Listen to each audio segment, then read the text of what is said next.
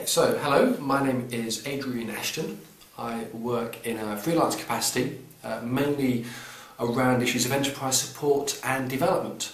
So that ranges from meeting up with people who've got half an idea to see whether it could be viable, whether it's got sort of potential to create employment for themselves, to create employment for other people, right through to fundraising, brokering investment deals, researching marketplaces and influencing policy and legislation.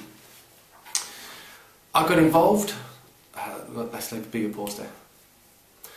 I got involved with this support programme because it struck me that it'd be quite different. I'm involved with various other mentoring programmes through other organisations, regionally and nationally, but they're all quite loose and open-ended. The thing about this programme that caught my interest was this idea of a structured format, something that said it's time limited, we're going to do a kind of a health check at the start, something that will identify a set of core issues that you and your mentee can look at together and work on over a 12-month period. So rather than, and that makes it more objective, so rather than me saying I think these are the important things and the mentee maybe not being that convinced but feeling they have to go along with it, or the mentee saying actually I want to talk about these issues and I as the mentor saying actually I don't think they're the right ones, we have something objective between us. It also struck me as being quite useful because there was another organisation behind us both overseeing the process, someone who was keeping an eye on the relationship, making sure that the support being delivered was appropriate and relevant and checking in. I've been working with DEF, Community Interest Company, who set up a few years ago to support people who are experiencing deafness or hearing impairments, to increase their aspirations around education, around enterprise, and also to improve their well-being. I've been working with my mentee organisation around a number of issues over the year. Probably the three that stand out as being the most memorable have been around the governance of the organisation. It's gone from being quite a small group with a very informal structure to quite large, with a separate board of non-executive directors, a clear management team emerging, and there have been issues there about how they communicate with each other and how they make sure everyone's aware appropriately of what's going on. I've also been working with them around issues of pricing.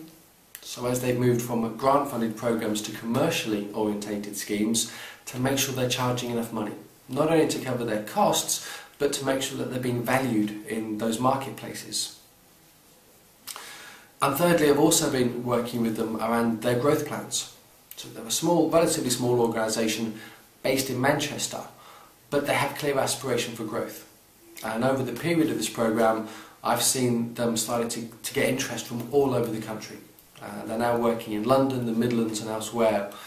So I've been spending some time with them, helping them to think about how that relates to their core community here in Manchester, but also these emerging new areas of support that they're being invited to contribute to. As with any support programme, there have been a number of barriers to being able to engage with my mentee and support. The usual stuff that you'd expect between a mentor and a mentee to do with diaries, what sort of biscuits people prefer and such like.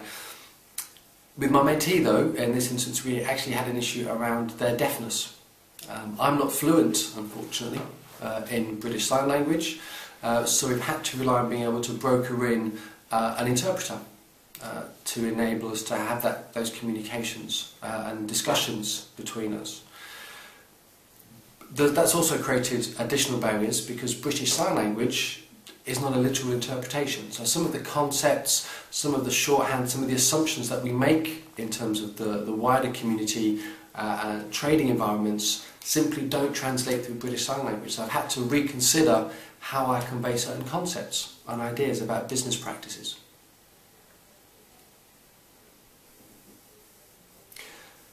One of the other barriers that I've faced with my mentee, or rather my mentee has faced and experienced, is a rapidly changing world. Nothing static, nothing standing still. I've been trying to meet with them about every 6 weeks. And what we tend to look at in one sort of support session has changed dramatically from session to session, because commissioning officers are changing their minds, because a new government policy has been launched, because something's changed in that environment. So that's created some additional complications for trying to create a consistency of a focus support. It's been much more reactive. Thinking about the future of this programme and the ways it could continue to support organisations going forward, I think there's two clear opportunities really. I don't think grants are an option, because we're seeing grants are just not there in the way that they used to be. There's two clear options. One is things like the work programme. The work programme is encouraging large private businesses to work with smaller community organisations. And what they're finding, anecdotally, is that lots of those organisations aren't at a point where they can engage with them, where they can subcontract with them to deliver those services. So maybe the opportunity is to go to those prime contractors and say, well look, pump prime in, put in a bit of resource, a bit of time, a bit of money to start to get those organisations to a point where you can contract with them, you can get it flowing out. The other opportunity, and perhaps this is a bit more controversial, would be some kind of equity stake. So this has been proposed before through programmes like the Prince Issued Business Trust and others, whereby in return for supporting an organisation, there's an agreement that maybe 1% of any surplus which is generated in the future going onwards is gifted back to the likes of the BME Network, which can continue then to fund and resource that support programme. So it's a small ask, but it focuses the mentor to make sure it works properly, and it also encourages a sense of community amongst those organisations being mentored, those mentee groups, that they are part of a wider community, to be joining in with that more tangibly and practically. There we go, that's more than 6 minutes.